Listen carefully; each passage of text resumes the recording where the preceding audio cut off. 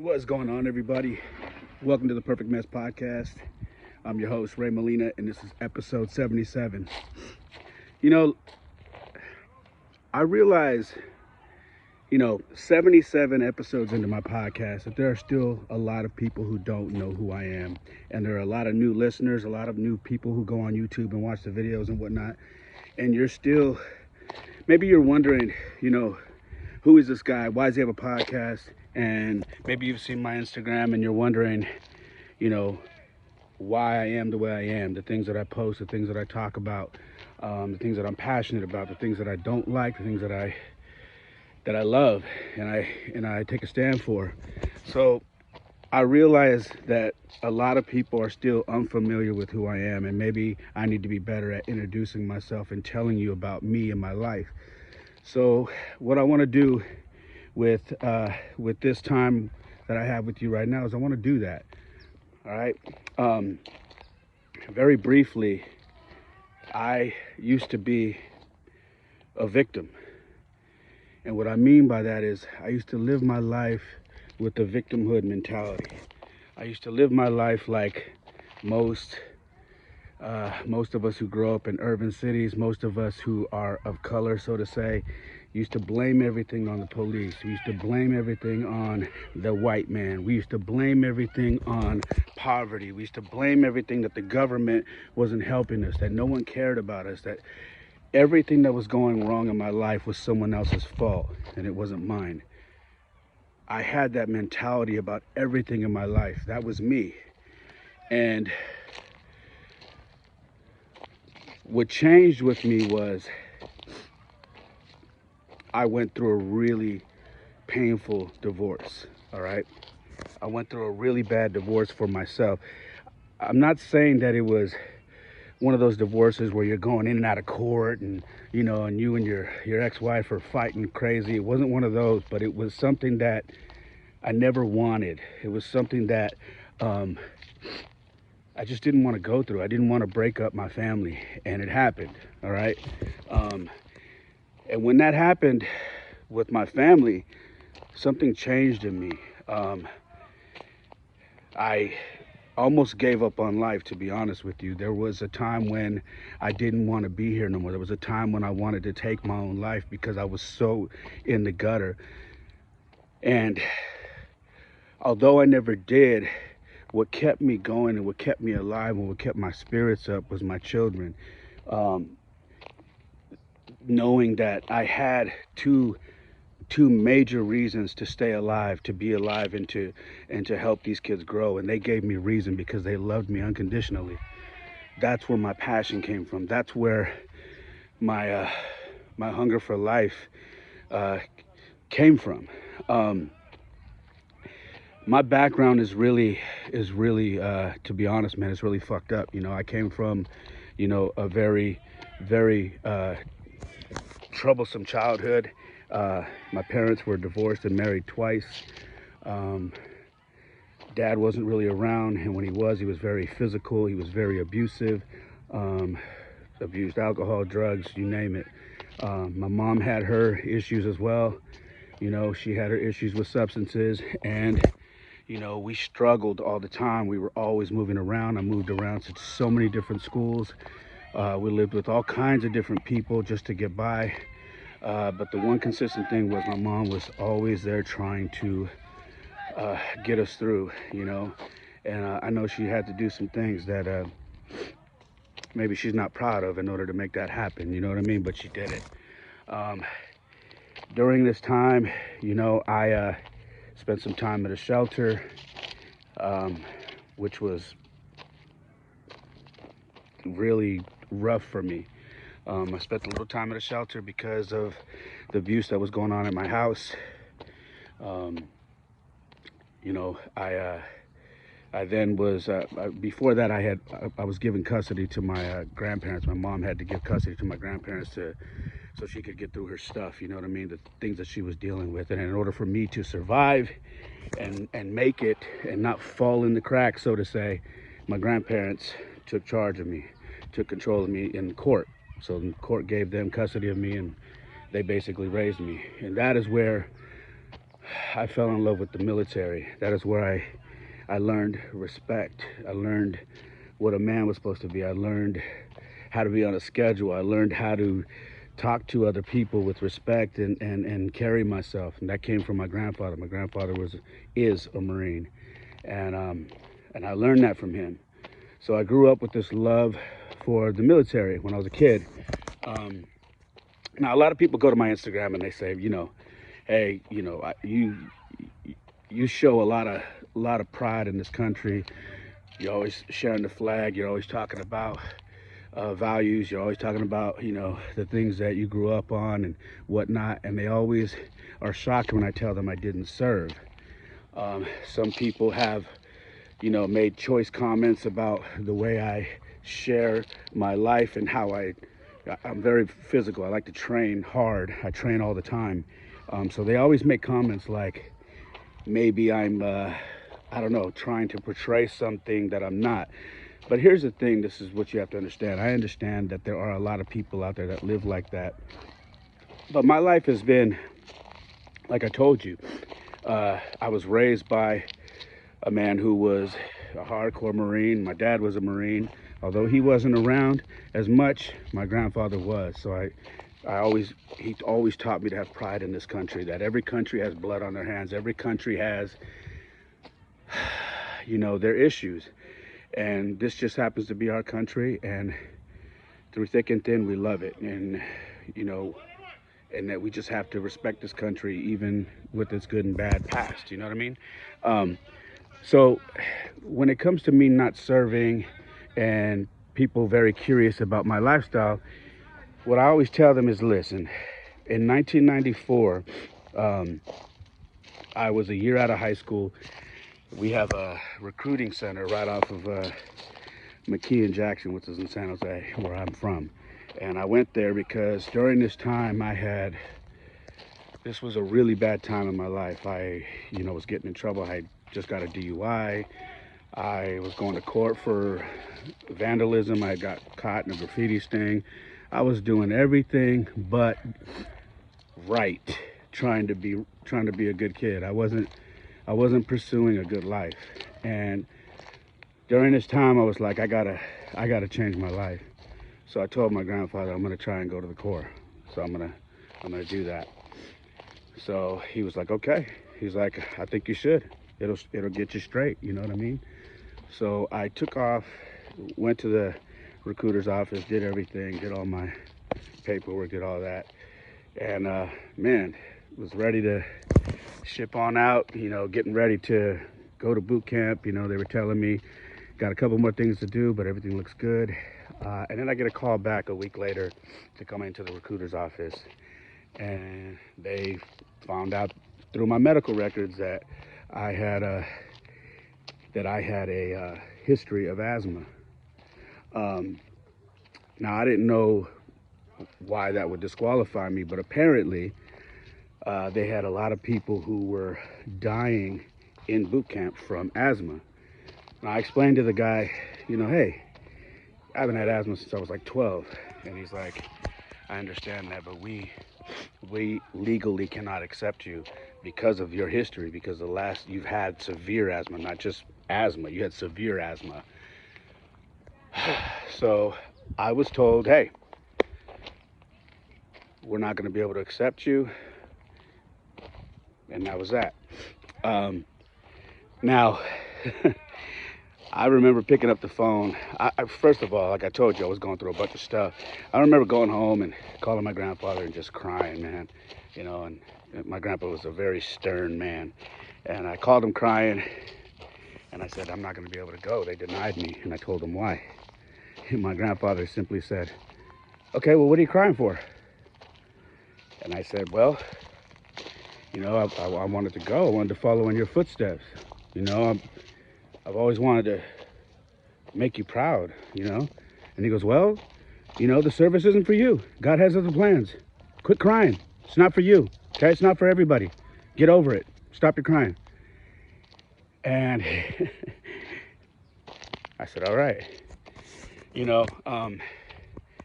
But I'd be lying if I didn't tell you guys that that didn't affect me for a very long time, because what happened after that was just a series of just bad stuff in my life.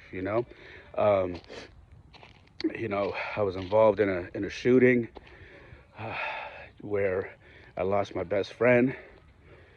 I was involved in a lot of other things, man, where I should have definitely been in trouble. I should have definitely been gone for a long time. I had cousins that were going to the pen for some pretty serious stuff. I was just not doing good. Um, and I just felt like I couldn't get right, man. So I, from that point, I got a job and I was working, but I was still not doing too well. And then finally one day, I said, I got to go to school. And I went to trade school. So I went to trade school for graphic design, web design. And oddly enough, the officer that had busted me for graffiti had pulled me aside when I was doing weekends and told me, hey, you're so talented. You should be getting paid for this. You shouldn't be running around, destroying the city and going to jail for this and getting fined. Like, you're much too talented. You should go to school. You should start your own business, blah, blah, blah, blah. Took me a few years, but I did it. I went to school, trade school, and did all that. Um, that led me into music. And for those of you who don't know, I also did music for over 20 years. Released countless projects, mixtapes, albums, EPs, compilations. Did an obscene amount of tours across the nation, all the way into Canada, internationally. Did all the graphic stuff spawned into that. I always had a love for music. Oddly enough, that creative side did come from my dad. My dad is a very creative person. So my creative side with music and design and whatnot came from him. I'm very well aware of that. Um, so I did all that. Moved to Colorado, went out there and met some great people. My mom lives out there. And just my life just took a turn for almost 20 years. I was just a whole nother person. I used to look different. I tried all kinds of different things, but I was living. I didn't have any responsibilities really. I didn't have any kids. I wasn't married, wasn't anything. So I was doing everything. I mean, touring by myself first of all, and then I started touring with my best friend Trey. Um, 2006, I think I came back to the Bay Area, and then that's when I ran into what is now my ex-wife at a high-end type lounge, and I've known her since I was 12 or 13, and we rekindled a friendship, and uh, I thought we fell in love. um, I think we just kind of ran into each other at a right time, where uh, she kind of had always wanted to be married. Um, I had always had a thing for her, and it just was the right time. But I don't think that, looking back, that it was, um, really about love. I think it was just, it happened to be at the right time. And, um, and talking since then, and bringing that up, realizing it wasn't. It was more of like, hey, kind of in love with the idea of being married. And it wasn't about being in love with the person. So that's, we tried. Um,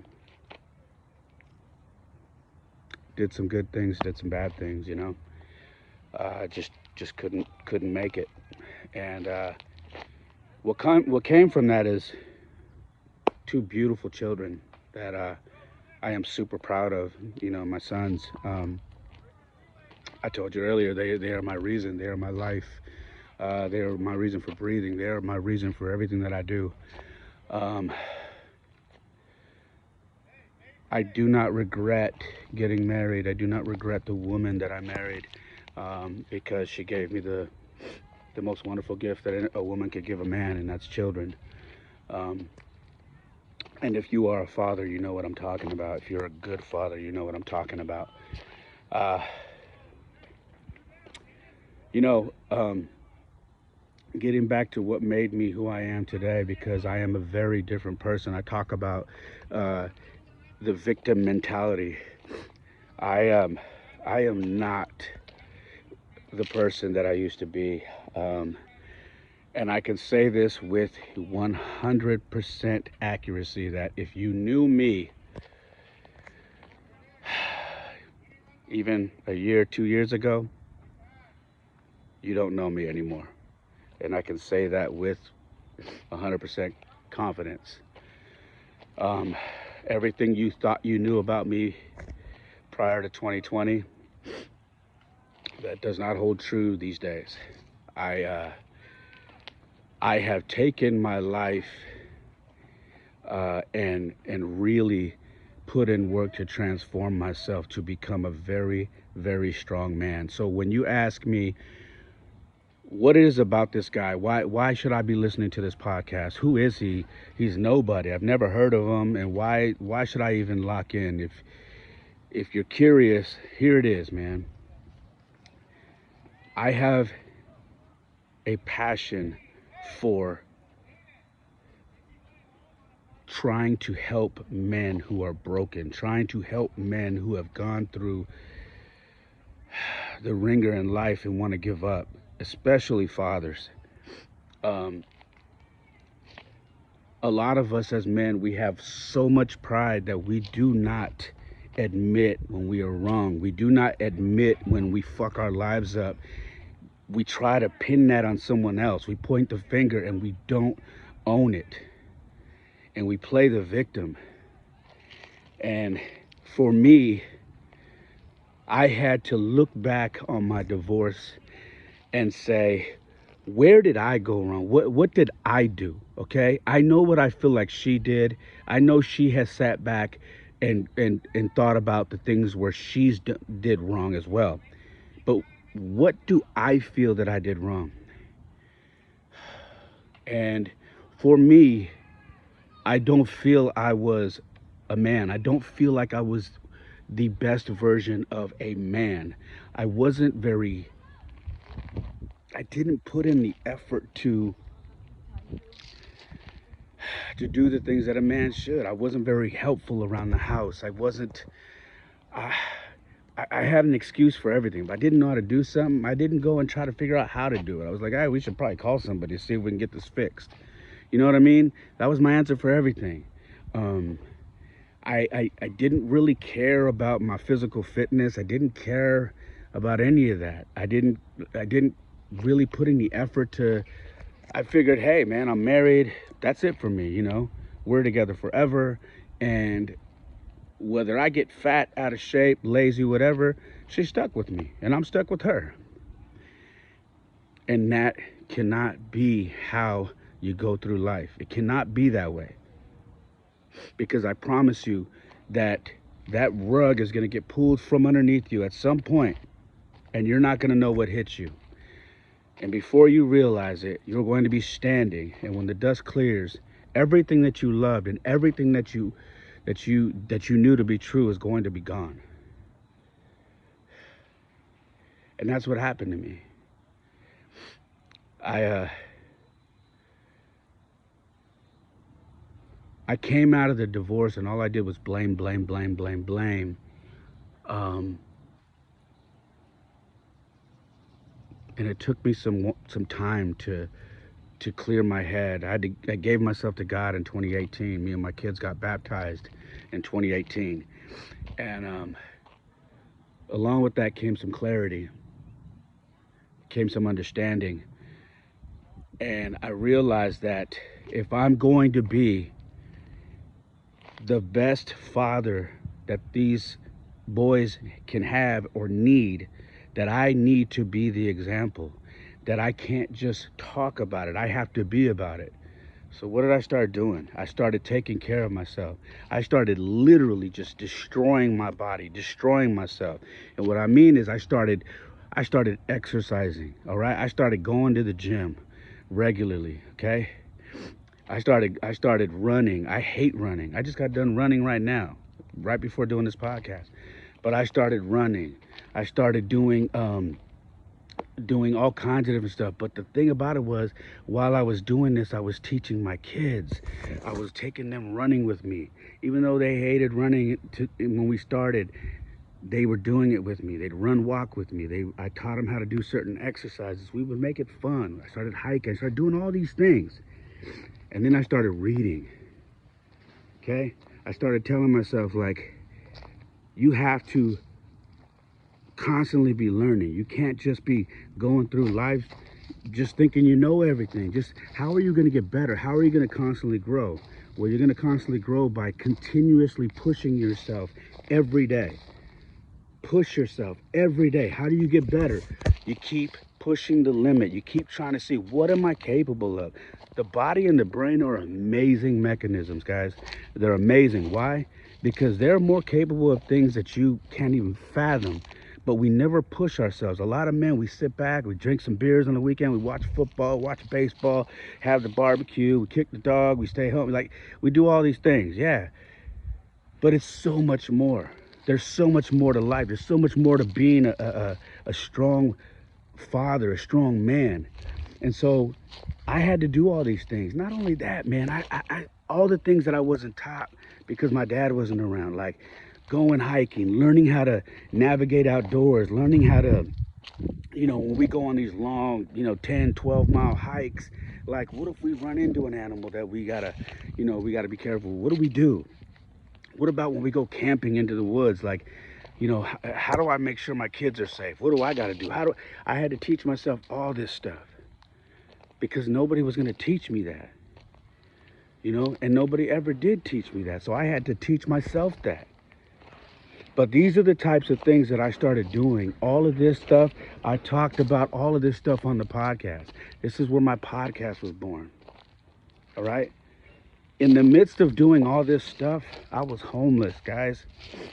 I was homeless. I was living out of my office where I worked. Okay? You think I'm lying? You can go to episode 26. I talk about it. I promised myself I would never talk about it until I was completely out of that situation, so then I could talk about it with a clear conscience. Okay? I said I'm not going to talk about it while I'm still here because I want to show that I pulled myself out, and I want anybody who's struggling to know that there's a way out. I want them to know when they're hearing me, they're hearing a man who got himself out of that situation, okay? But during all this time of me getting my physical health, my mental health strong, everything strong, my spirit, I was homeless, guys. I didn't have a shower. I was showering at the gym, and when COVID hit, I was even in a more worse situation. You have to trust me. Go listen to episode 26. I'm not lying to you. Now, why should you listen to me? Why should you even listen to this podcast? You don't have to do shit, okay? You don't have to do anything. But if you are someone who is a father, maybe you want to be a father, you're not a dad yet, maybe you're married or you're going through a divorce, maybe you think you're heading to a divorce, you're not sure. Well, maybe you're just a man who never had a male role model or someone around to teach you all these things. Maybe you were raised by your mother. Trust me, I was, and I know that can be very hard for a man as he grows older, because when you're raised by a woman, I think most of you guys know, we pick up tendencies that we have to break ourselves from because they don't know how to teach us how to be men. That is a man's job. Which is why I take so much pride in raising my sons to be strong kids, okay? Guys,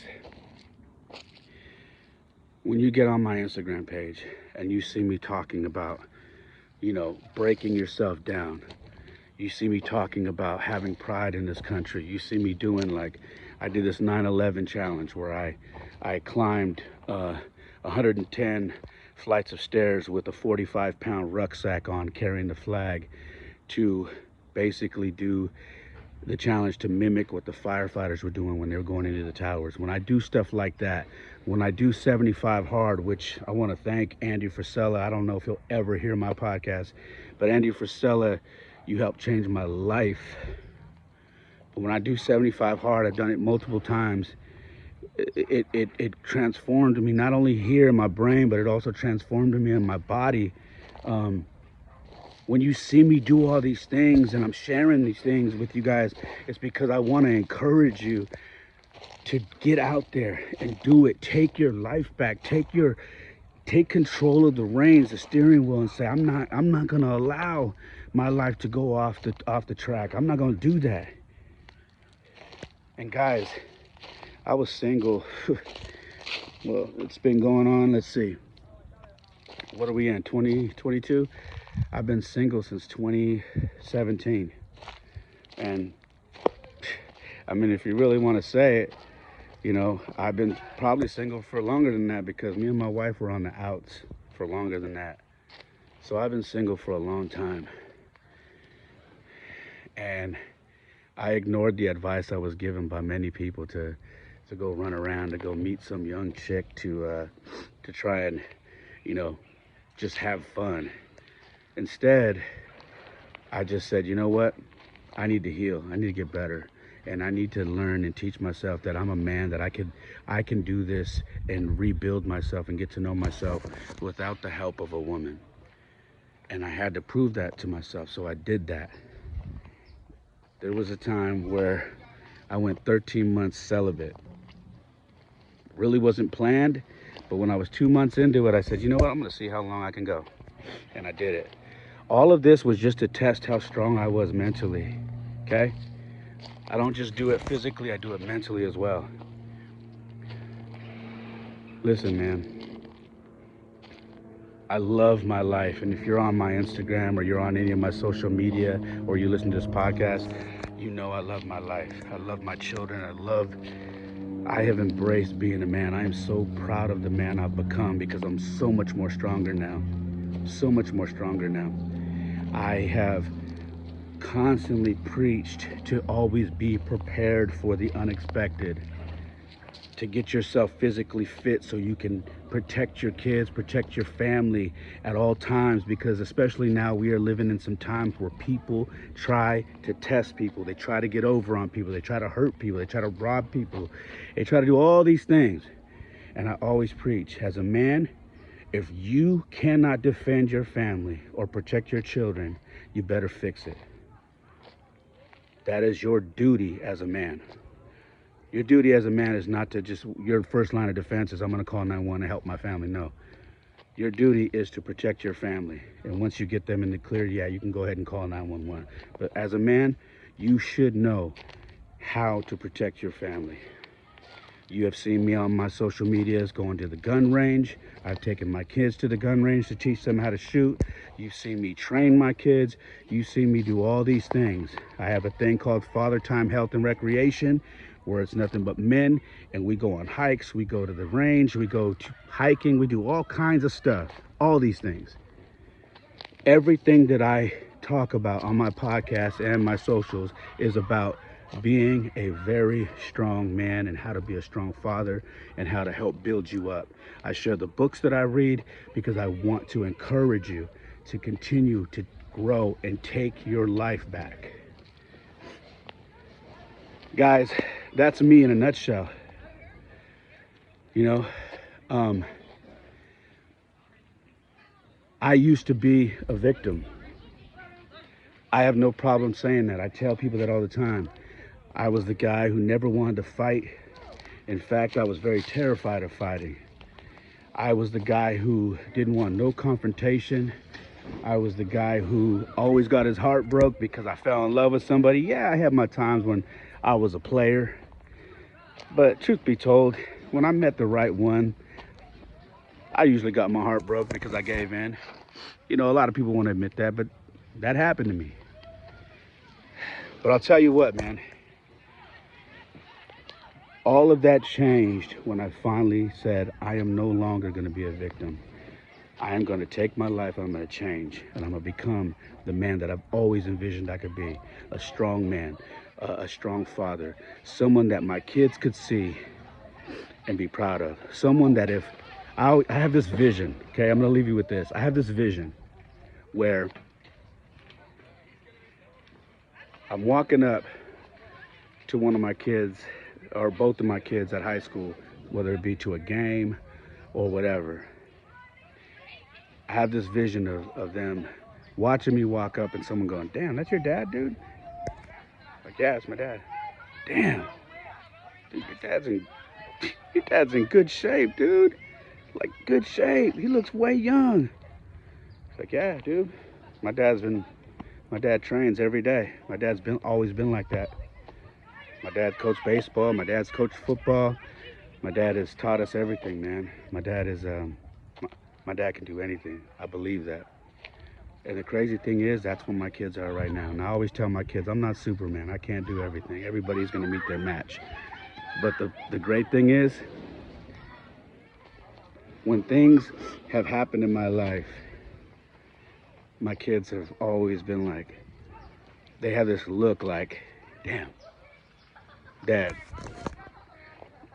you could do anything, huh? And I'm like, nah, I can't. But that's the confidence you want your kids to have in you. I always say this. You want to be your kid's first superhero. Don't let Batman, Spider-Man, Captain America be the first superhero they know. You as a man, as a father, you should be your kid's first superhero. Okay? That's all I got, guys. That's me in a nutshell. I don't know what else to leave you with, but that's me in a nutshell. All right. An update on me. I've always wanted to learn how to use my hands. I was never taught how to use my hands, man. How to work with my hands, how to build stuff, how to do anything. And probably about 6 months ago, God blessed me with the gift of learning how to do furniture restoration. So I have been restoring furniture for the last 6 months, and I have found out that I have a gift to restore furniture in a very, very big way, to where it's basically artwork. So don't give up on your life, all right? If you want to do something, you want to change your life, you can. It's never too late, guys. Listen, I just had a birthday, 3 days ago, 4 days ago? I turned 48, and every day I'm still learning, every day, all right? I love you guys. God bless you. Have a wonderful, wonderful day. Peace.